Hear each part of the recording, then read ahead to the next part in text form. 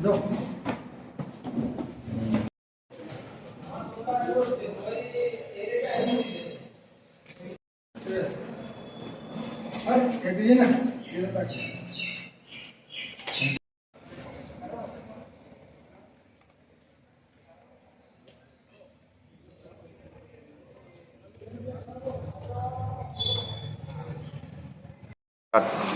Shri Prabhatchandra Dutta, special PP, Belonia court, সদ্য মাননীয় special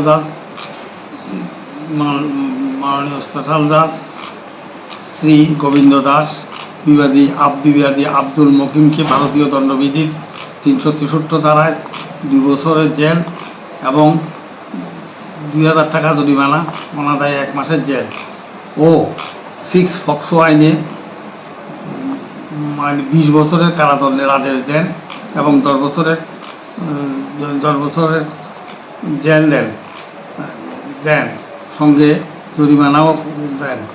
আচ্ছা, ঘটনা হলো ধর্মেন্দ্র ত্রিপুরা মনুবাজার থানার একটি এজাহার করেন 12/7/2022 তাং সকাল 7টার সময় বাড়ি থেকে তার নাবালিকা মেয়ে বাইর হইয়া যায়। অনেক খোঁজাখুঁজির পরে তাকে পাওয়া যায় নাই। 24/7/2022 তাং বেলা আনুমানিক দুপুরে 3টার সময় একটি মোবাইল ফোন থেকে ফোন আসে, যাহার নাম্বার এই নম্বর থেকে বলে যে আমার মেয়ে এবং আব্দুল মকিম নামে একটা ছেলে কিডন্যাপ করে নিয়ে গেছে।